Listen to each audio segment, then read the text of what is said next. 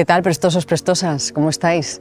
Nosotros encantados hoy en este Nuevos Secretos de Asturias para desvelaros un montón de secretos de lo que fue la sillería del coro de la Catedral de Oviedo, que se encontraba justo aquí, en esta nave del transepto. En 1902, el obispo Martínez Vigil decide levantarla, decide eliminarla. Vamos a conocerla en otra de sus ubicaciones. Es sin duda uno de nuestros mejores secretos de Asturias.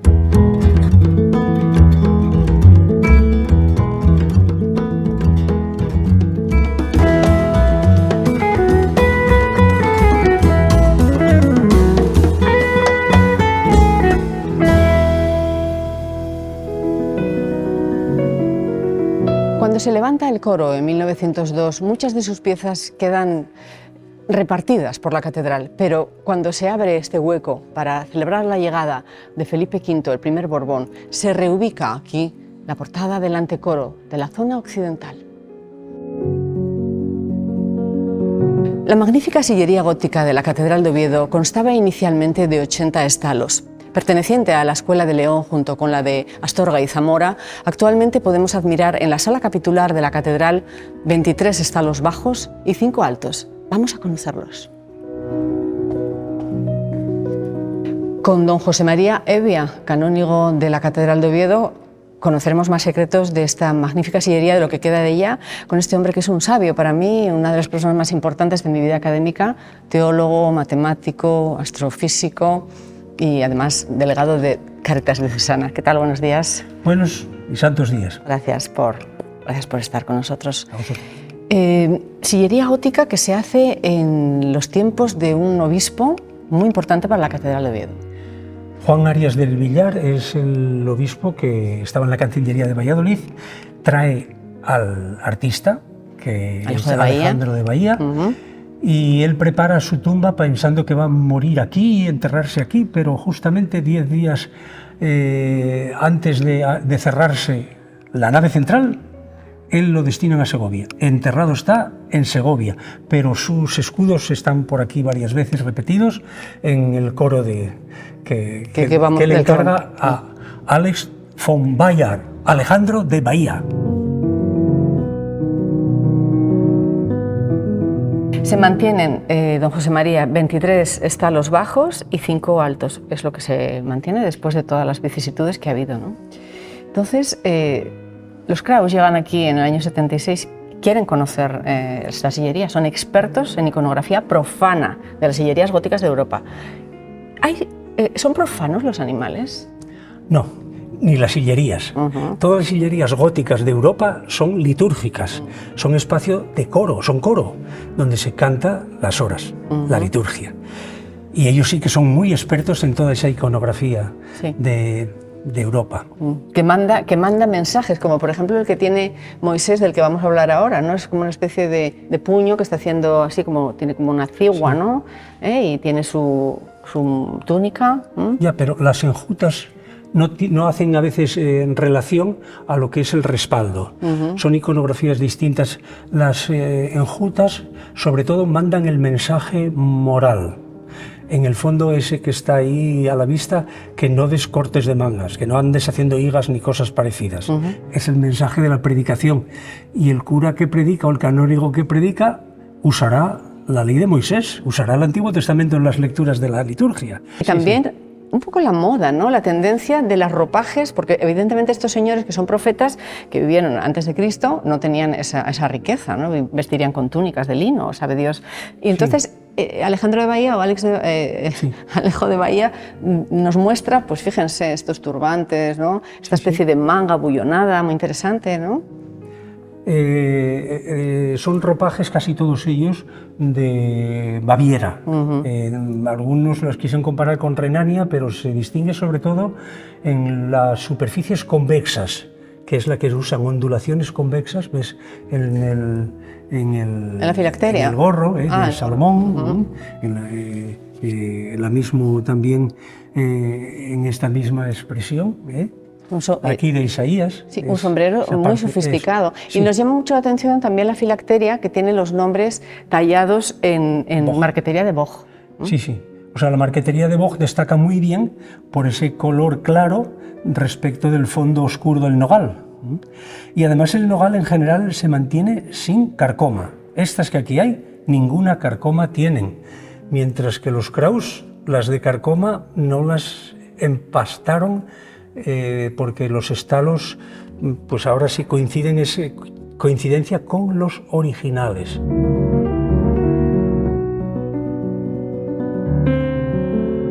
Vamos conociendo más detalles de esta magnífica sillería, lo que queda de ella, de madera de nogal del siglo XV, ¿verdad? De las 2 últimas décadas del siglo XV aproximadamente.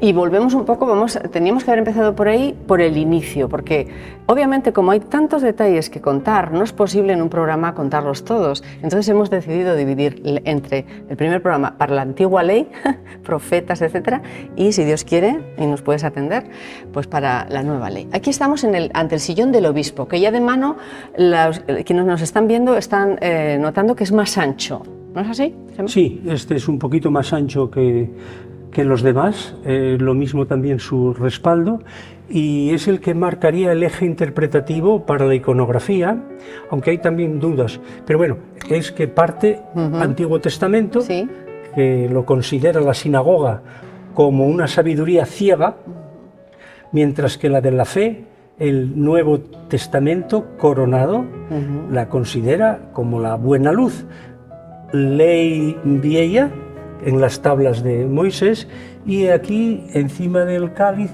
las iniciales de Jesús, la lanza quebrada y la cruz iniesta. La lanza quebrada, efectivamente, para los telespectadores, ¿no? Y, sí. y la cruz iniesta, que tiene en sus bordes la flor de lis. La flor de lis propia del obispo Juan Arias de Velasco. Hay una crucecita aquí incisa, pero yo más bien creo que es de un graffiti posterior en la madera. Hay alguno más coleccionado. Tiene aquí el banderín, pero el referente, claro, es que nuestra catedral tuvo ya desde la época medieval la vexila, arriba para la perdonanza, como bandera, como lanza, quebrada, la de la sinagoga, y iniesta el Nuevo Testamento.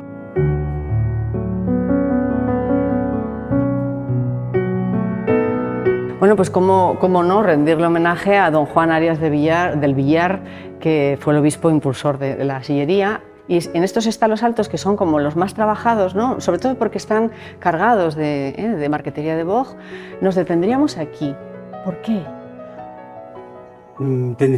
Tienen especial valor todos, tienen esa orla decorativa maravillosa alrededor, variada, diferentes distinta, todas, efectivamente. Eso es. Y luego los elementos decorativos, el escudo de Arias del Villar, que está en ese estado de Salomón y se repite luego en otro. Bueno, yo le tengo cariño al de Abraham.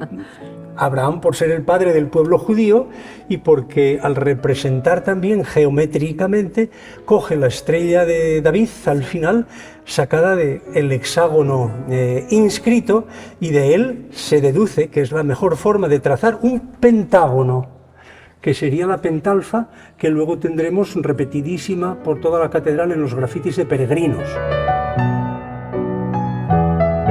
Todo animal y toda figura que vemos pues, en los reposabrazos, en los relieves interiores, etc., son de simbología religiosa. Pero la belleza de Ruth es algo que a usted le fascina, ¿no, José María? Sí, yo creo que de los estalos que los Kraus seleccionaron con muy buen acierto, ya ellos valorando mucho el estilo, es el de Ruth.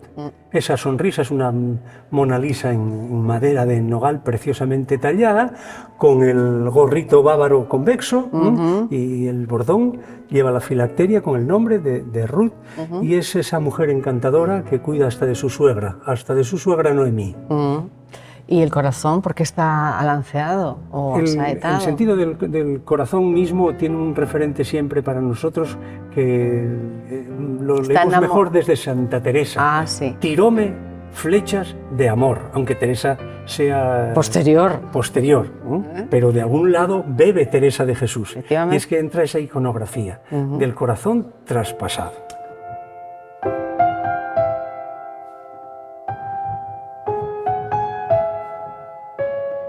Bueno, porque aparte de lo que estamos hablando, tenemos muchos detalles muy interesantes, muchos animales de los que sí que me apetece hablar, el pelícano, por ejemplo, la salamandra que está aquí en el claustro, que está en todas partes, ¿no? En el jardín de Pachu, es una salamandra única, la salamandra de Oviedo. También podemos hablar de otros animales que se recogen fábulas, ¿no? Como la fábula de la zorra y la cigüeña, el román de Renard, ¿no? En fin, hay una serie de mitologías por aquí escondidas siempre con su significado. Pelícano, que ellos veían, porque ellos estaban realmente sentados. ¿Puedo bajar la misericordia, don José María? Sí, sí. Estaban así, señoras y señores, no quiero cargarme nada. Su cabecita estaba aquí, por tanto ellos tenían acceso a los reposabrazos, que de alguna manera eran una especie de señal. ¿Y el pelícano qué les decía? ¿Qué mensaje les enviaba? El pelícano, bueno, aquí coincide en el estalo de Ruth, pero diríamos los ensambladores, los Kraus al ensamblar, han utilizado los mejores recursos, aunque no puedan coincidir. El pelícano pica su pechuga, esa es la tradición ya de leyenda, aunque parece que los de zoología dicen que no es así científicamente bueno, pero es muy cierto, bonito, pero es muy bonito, sí. Si non è bene trovato. Eso. Y entonces cuando los polluelos no tienen que comer, claro, no tienen de su propia pechuga, y el simbolismo fue asumido directamente como en las mismas catacumbas ya, como un simbolismo de la Eucaristía. Es el Cristo que entrega su vida.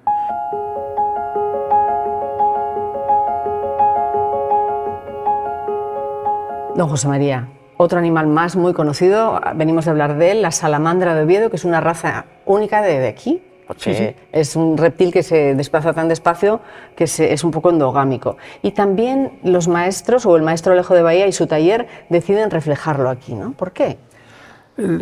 Es un buen motivo, es el de la metamorfosis, la conversión. La metamorfosis es cambiar.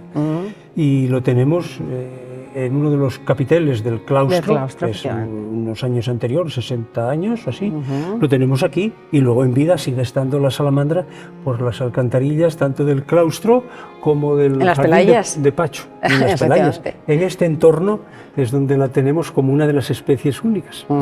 Bueno, recordar a Luis Espino y a Manuel Mariño, los carpinteros más que eso, ¿no? Ebainistas, restauradores de esta sillería, o a sus familias que pues no sé si seguirán vivos o habrán fallecido ya.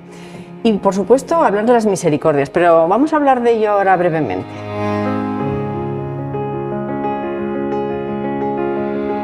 Otro de los detalles que siempre comentamos a la gente, ¿no? Explicamos, don José María, son las misericordias. ¿Por qué se llaman así? ¿Lo cuento yo o lo cuenta usted? Como me lo ha enseñado.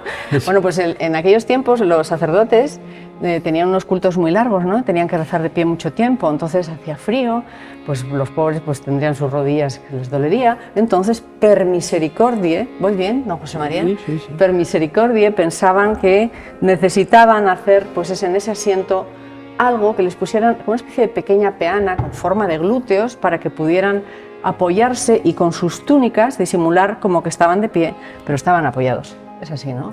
Sí, o sea, las posturas litúrgicas básicamente serían de rodillas, sentados o de pie. Y queda ese espacio intermedio entre el sentado y el de pie, y es la misericordia cuando hay un recitado de un salmo muy largo y hay canónigos muy ancianos.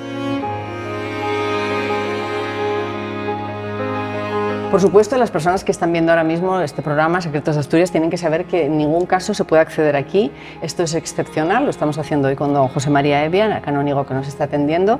Y una de las misericordias preferidas por él y por nosotros, sus alumnos, es esta de Filis y Aristóteles, ¿no? Dominando aquí al sabio, Filis. El sabio bien está, sí es sabio, pero a veces hay sabios que son más bien ilustrados y se pasan de la raya para arriba un pedazo. Y entonces, ya en esa misma época, como predicación moral, quiere decirse que lo que va a dar vida no van a ser los renglones de las enciclopedias, sino el corazón. Y lo expresan con el nombre de Campaspe o Filis. En el fondo es el mensaje del varón domado. ¿Y a quién se le coloca? Al más ilustrado de todos los que en la época estaban, Aristóteles, el gran metafísico. Nos está pareciendo apasionante esta charla con don José María Hevia sobre esta sillería de la Catedral de Oviedo y todos los secretos moralizantes, ¿no?, que esconde. Sí. Porque, por ejemplo, tenemos aquí una escena interesantísima basada en el román de Renard. Bueno, Renard es zorro, ¿no?, en francés, entonces ahí está encaramado en su púlpito, ¿es así? Sí, o sea, en el fondo toda la simbología de animales y enjutas y laterales es moral, es recursos para la predicación, pero le toca la moral al propio predicador. ¿Y qué usa? Usa un ámbito literario muy repetido, está ya repetido hasta en sus fases en los capiteles de la logia norte del claustro. El zorro se viste de franciscano y es zorro, predica, pero ¿para qué? Para aprovecharse de las gallinas, que lleva ya una engatusada.